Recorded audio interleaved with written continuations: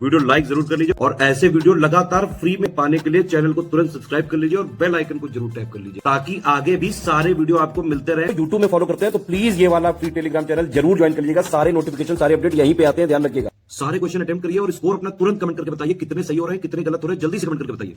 नाम है वैभव और आप लोग देख रहे हैं UPPSC best online coaching YouTube channel. दोस्तों, आज के इस वाली वीडियो में जो हम हिस्ट्री के क्वेश्चंस देखने वाले हैं, ये बहुत कुछ आज के जो हमारा हिंदुस्तान है उससे रिलेवेंस रखता है। जैसे अगर हम बात करें दांडी मार्च की, मतलब वो उस पैदल यात्रा की जिसने बहुत कुछ बदल दिया हिंदुस्तानियों के अंदर, और मतलब स्त्रियां जो अब तक नहीं जागी थीं वो भी जाग गई और उन्होंने भी इस आंदोलन में पार्टिसिपेट किया। गांधी जी गिरफ्तार हो गए, उसके बाद भी ये आंदोलन चलता रहा और दूसरे हाथों ने उस आंदोलन को अपने हाथ में लिया और उसको कंटिन्यू करा। आज के सिनेरियो में आप बात करो तो अभी आपने जो राहुल गांधी की यात्रा थी वो कश्मीर से लेके और कन्याकुमारी, या फिर कहें तो कन्याकुमारी से कश्मीर तक सबको, मतलब पूरा देश जो था वो उन्होंने पैदल चल के दिखा दिया। अब इसी तरीके से अगर हम कहें गांधी जी ने जो करा था उसने इतिहास बनाया, तो मुझे लगता है कि अब ये भी एक नया इतिहास बनने वाला है। और इतिहास तो खैर लिखा जा रहा है, हर एक पल इतिहास में लिखा जा रहा है, वो सारी चीज़ें। आज के इस वाले वीडियो को ज़रूर ध्यान से देखिएगा, बहुत कुछ यहाँ पर इंपॉर्टेंट होने वाले हैं एंड आई होप कि काफ़ी कुछ यहाँ पर आपको जानने समझने को मिलेगा। नमक सत्याग्रह की बात करते हैं तो महात्मा गांधी ने नमक सत्याग्रह शुरू किया था। आप सबको बहुत अच्छे से पता है। डांडी गांव पहुंचे थे महात्मा गांधी 5 अप्रैल 1930 को, और 6 अप्रैल 1930 को महात्मा गांधी ने यहाँ पर नमक कानून का उल्लंघन किया था। उसके बाद महात्मा गांधी को गिरफ्तार कर लिया गया। अब गिरफ्तार करके शोलापुर, इसको भी याद रखिएगा कि शोलापुर नाम की जो जगह थी, ठीक है, वहाँ पर उनको जो था गिरफ्तार करके रखा गया था, गिरफ्तारी करी गई थी शोलापुर में। अब शोलापुर में जब महात्मा गांधी की गिरफ्तारी हो गई उसके बाद फिर कौन सा नेता था जिसने महात्मा गांधी का स्थान लिया था? यही यहाँ पर क्वेश्चन है कि नमक सत्याग्रह के समय गांधी जी की गिरफ्तारी के बाद जो है आंदोलन के नेता के रूप में कौन उभरा था, उसका नाम क्या था? तो वो थे आपके अब्बास तैयब जी। इन्होंने आंदोलन को अपने हाथ में लिया था और ये जो पूरा आंदोलन था इसमें महिलाओं ने भी बढ़ चढ़कर हिस्सा लिया था। नेक्स्ट क्वेश्चन की बात करते हैं कि महात्मा गांधी धरसना नमक गोदाम पर कांग्रेस ने कार्यकर्ताओं के धावे के समय महात्मा गांधी कहाँ थे? अब ये महात्मा गांधी उस समय यरवदा जेल में थे, साबरमती जेल में थे, आगा खां पैलेस पुणे में थे, या फिर अहमदनगर फोर्ट जेल में थे? तो सही आंसर क्या आएगा यहाँ पर हमारा? ऑप्शन ए, यानी कि यरवदा जेल में महात्मा गांधी थे। गांधी जी को गिरफ्तार करना तो आसान था, वो ब्रिटिश कभी भी कर लेते थे, ठीक है, लेकिन उनके विचारों को कैद कर पाना ये नामुमकिन था और इसी वजह से आखिरकार ब्रिटिश को हिंदुस्तान छोड़ के जाना ही पड़ा। जैसा अभी हमने बात करी थी कि महात्मा गांधी को जो था, महात्मा गांधी ने 5 अप्रैल 1930 को डांडी पहुंचे थे और उसके बाद 6 अप्रैल 1930 को उन्होंने नमक कानून जो था उसका उल्लंघन किया था। फाइनली जब ये धरसना जो गोदाम था, नमक गोदाम था, यहाँ पर कांग्रेस कार्यकर्ताओं के धावे से पहले ही महात्मा गांधी को 5 मई 1930 को गिरफ्तार करा गया था।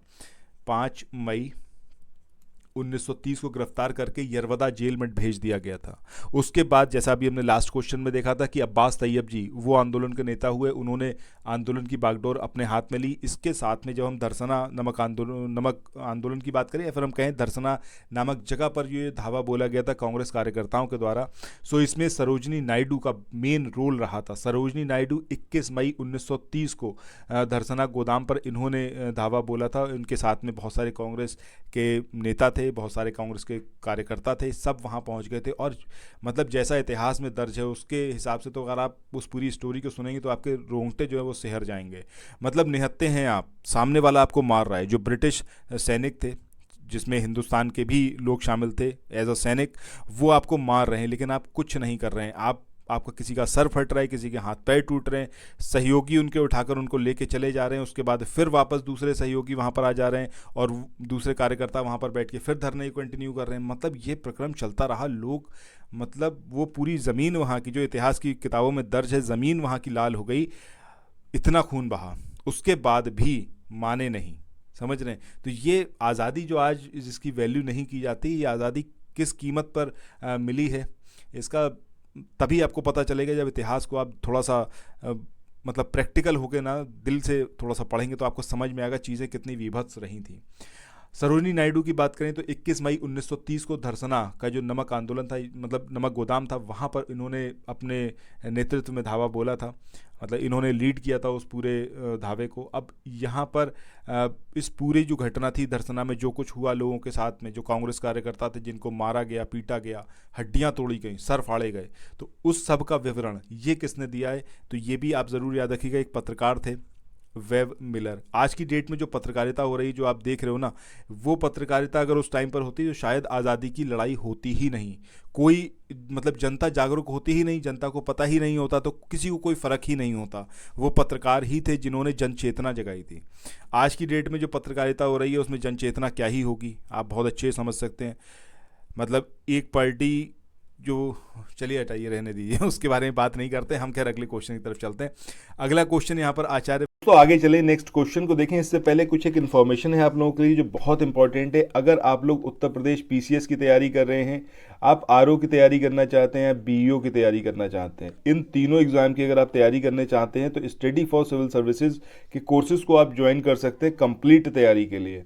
ये वन स्टॉप डेस्टिनेशन है, यहाँ पर आपको सब कुछ मिलेगा, जिसमें स्टडी मटेरियल रहेगा, टेस्ट सीरीज रहेंगी, पेड क्विज रहेंगी, सब कुछ आपको एक ही जगह पर मिलेगा। और ये सब कुछ सफिशिएंट होगा आपके एग्जाम को क्रैक करने के लिए, एग्जाम को निकालने के लिए। लेटेस्ट ग्रुप स्टार्ट हो चुके हैं और उन ग्रुप में आपको एडमिशन लेने के लिए सिंपली जो ये नंबर मैं आपकी स्क्रीन पर लिख रहा हूँ, इन नंबर्स पर आप कॉल कर सकते हैं। 8564880530, इस नंबर पर आप संपर्क कर सकते हैं। इसके अलावा 9696066089 इस नंबर पर कांटेक्ट कर सकते हैं, या फिर आप 7523864455 इन तीनों में से किसी भी नंबर पर कॉल करके आप हमसे संपर्क कर सकते हैं और ये लेटेस्ट ग्रुप जो है इसमें आप एडमिशन ले सकते हैं।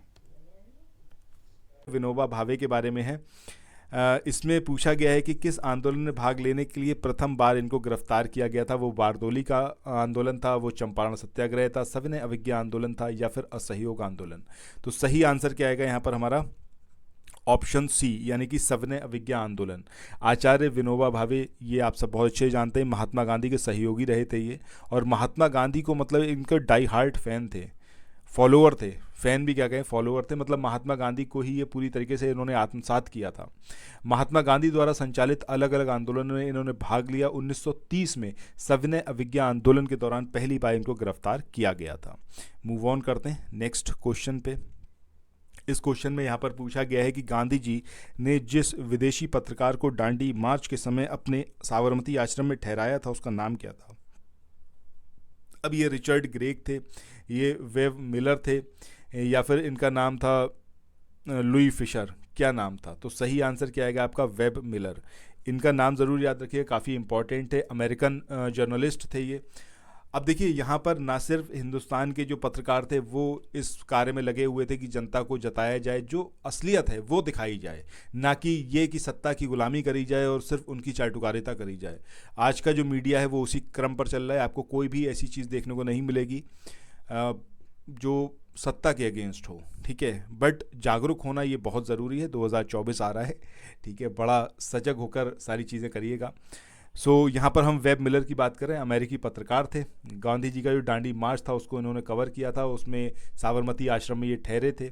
और जब धरसना का जो पूरा इवेंट हुआ था, जो घटना हुई थी जिसमें ऐसे इस तरीके से मारा गया था लोगों को, तो इन्होंने क्या लिखा था, इन्होंने लिखा था कि संवाददाता के रूप में मैंने पिछले 18 साल में असंख्य नागरिक विद्रोह देखे हैं, दंगे, गली कूचों में मारकाट, विद्रोह देखे, लेकिन धरसना जैसा भयानक दृश्य मैंने अपने जीवन में कभी नहीं देखा। मतलब इमेजिन जब आप करोगे तब आपको समझ में आएगा क्या कुछ रहा होगा उस समय। जो आज़ादी कही जाती कि 2014 में मिली, अब आप समझिए कि वो आज़ादी हमें कैसे मिली थी। इतिहास को जब आप पढ़ेंगे ना, स्पेशली मॉडर्न इंडियन हिस्ट्री को जब आप पढ़ोगे, बहुत सारी चीज़ें आपकी आंखों के सामने से घूम जाएंगी और आपको समझ में आएगा कि जलियांवाला बाग हत्याकांड में किस तरीके से निहत्थे लोगों पर गोली चलाई गई, उनको मार डाला गया। किस तरीके से ये जो धरसना वाला इवेंट हुआ था, यहाँ पर लोग निहत्थे बैठे हुए हैं, उन पर लाठियाँ चलाई जा रही हैं, उनके हाथ पैर तोड़े जा रहे हैं, सर फाड़े जा रहे हैं। उनके साथ ही कोई भी वहाँ पर हिंसक गतिविधि नहीं कर रहा है, वो पलट के कुछ कह ही नहीं रहा है कि आपने मारा, ठीक है। वो अपने साथी को उठा के ले गए, उसके बाद दूसरे साथी वहाँ पर जुट गए। मतलब ये क्या ही दृश्य होगा। वही चीज़ वेब मिलर ने वहाँ पर लिखी। अगर नहीं होते पत्रकार तो जनता कहाँ जानती, आज हम पढ़ भी नहीं रहे होते उन चीज़ों को। चलो नेक्स्ट क्वेश्चन की बात करते हैं कि निम्नलिखित में से कौन दांडी मार्च में महात्मा गांधी के साथ था। ये H.N. बेल्सफोर्ड थे, ये वेब मिलर थे, ये G. स्लोकोम्ब थे, या फिर ये जेम्स पेटरसन थे। तो सही आंसर क्या आएगा यहाँ पर हमारा ऑप्शन बी यानी कि वेब मिलर। इसके बाद अगले क्वेश्चन की बात करते हैं। ये बात हो रही है यहाँ पर लाल कुर्ती। अब ये जो लाल कुर्ती दल जो था इसको संगठित किया गया था, किसके द्वारा इसको संगठित करा गया था, ये यहाँ पर बताना है। ऑप्शंस हैं आपके पास में कि स्वतंत्र पश्तूनिस्तान बनाने के लिए इसको गठित करा गया था, या फिर पाकिस्तान के सृजन निश्चित करने के लिए इसको गठित करा गया था, या फिर अंग्रेज़ों को निकालने के लिए इसको सृजित करा गया था, या फिर स्वतंत्रता के पश्चात भारत को एक साम्यवादी देश बनाने के लिए इसको गठित करा गया था। सो लाल कुर्ती या फिर हम कहें रेड शर्ट, जो भी नाम दे लो आप, ठीक है। तो इसको जो पूरा संगठित करा गया था उसके पीछे एक व्यक्ति का नाम था जिनको बाद में भारत रत्न के पुरस्कार से भी नवाजा गया, खान अब्दुल गफ्फार खान। उत्तर पश्चिम सीमा प्रांत में ये रहते थे और इन्होंने वहाँ पर लीड किया था खुदाई खिदमतगार नाम का एक स्वयंसेवक संगठन था, ठीक है। और उसी को रेड शर्ट या फिर लाल कुर्ती इसके नाम से भी जाना जाता है, और इसका पर्पस ये था कि अंग्रेज़ों को हिंदुस्तान से बाहर निकालना है। दूसरा कोई मतलब ये कुछ था ही नहीं कि इनको कुछ हिंदुस्तान बनाना है। ये भी महात्मा गांधी के मतलब फॉलोअर थे और डाई हार्ड फॉलोअर थे, बहुत ज़बरदस्त तरीके से महात्मा गांधी के विचारों को ये मानते थे और उसको आत्मसात किया था इन्होंने। सो यहाँ पर हमारा आंसर क्या आएगा, ऑप्शन सी, यानी कि अंग्रेज़ों को हिंदुस्तान से बाहर करने के लिए। इसके बाद नेक्स्ट क्वेश्चन की बात करते हैं। इस क्वेश्चन में यहाँ पर आपसे पूछा गया है कि किस आंदोलन में गढ़वाल रेजिमेंट के सैनिकों ने प्रदर्शनकारियों पर गोली चलाने से इनकार कर दिया था। अब इसमें आपका खिलाफत आंदोलन का ये ड्यूरेशन था, असहयोग आंदोलन का, सविनय अवज्ञा का, या फिर भारत छोड़ो आंदोलन। तो सही आंसर क्या आएगा हमारा, ऑप्शन सी, यानी कि सविनय अवज्ञा आंदोलन। ये जो पूरा इवेंट हुआ था ये था पेशावर का। एक व्यक्ति का नाम ज़रूर याद रखना, बहुत इंपॉर्टेंट है ये नाम याद रखना, और ये है आपका वीर चंद्र सिंह गढ़वाली। ये वो व्यक्ति थे, इन्होंने मना कर दिया था। उन्होंने बोला कि मैं इस निहत्ती भीड़ पर गोली नहीं बरसाऊंगा। इनके नेतृत्व में पूरी टुकड़ी थी, उसने रिव्यूज़ कर दिया कि हम गोली चलाएंगे ही नहीं। ये पूरा इवेंट कहाँ का था, पेशावर का। सविनय अवज्ञा आंदोलन का ये दौर था, और ये पेशावर वही जगह थी जहाँ पर खुदाई खिदमतगार जो ये आंदोलन चलाया जा रहा था खान अब्दुल गफ्फार खान के द्वारा, तो वहाँ पर लोग ऑलरेडी सक्रिय थे और वो समझते थे कि हमें अहिंसा ही अपनानी है, हमें हिंसा नहीं करनी है। आज की डेट में भी आप देख लो, इज़राइल सदियों से, मतलब सदियों से कहूँ तो पिछले बहुत सालों से इज़राइल जो है वो फ़िलिस्तीन के लोगों पर अत्याचार करता आ रहा था। उनको एक छोटे से एरिया के अंदर कैद करके रख दिया था, गाज़ा पट्टी जिसको बोला जाता है। और इज़राइल हमेशा समझता था कि कभी कुछ होगा ही नहीं, हमारा डिफेंस सिस्टम बहुत स्ट्रांग है और कोई हमारा कुछ नहीं बिगाड़ सकता। यकीन मानो, जब आप कफन बांध के निकलोगे ना किसी चीज़ पे, तो कोई ताकत आपको रोक नहीं सकती। जैसे जब तक ये इतने आपके ये जो वेस्टर्न नेशंस थे, जब हिंदुस्तान पे आतंकवादी हमले होते थे तो उनका मतलब ये होता था कि नहीं, ये तो अपनी आज़ादी की लड़ाई कर रहे हैं, कश्मीर को आज़ाद कराने के लिए कर रहे हैं, और ये आतंकवादी नहीं है। उनको टेररिस्ट घोषित भी नहीं किया जाता था जब तक कि उन्होंने उस चीज़ का स्वाद नहीं चखा कि आतंकवाद होता क्या है। जब आप कफन बांध के निकलोगे तो आपको कोई रोक ही नहीं सकता, आपको मार डाला जा सकता है। अगर आप पकड़े गए आपको मार डालेंगे, जेल में बंद कर देंगे, बट आपको कोई रोक नहीं सकता। समझ रहे हैं आप। सो सिमिलर वे में यहाँ पर क्या हुआ था कि जब अहिंसा के ये पुजारी जो थे, ये जो जत्थे बने हुए थे खुदाई खिदमतगारों के, ये तो अहिंसक थे। इन्होंने बोला कि ठीक है, आप मारोगे मारो, कितना मारोगे, 1 मारोगे, 2 मारोगे, 4 मारोगे, सर फाड़ोगे, आओ करो, जो करना है कर लो, लेकिन हम जो है कोई ऐसा काम नहीं करेंगे, ठीक है। हम अपना प्रतिरोध जो है वो आपके सामने दर्शाएंगे ही।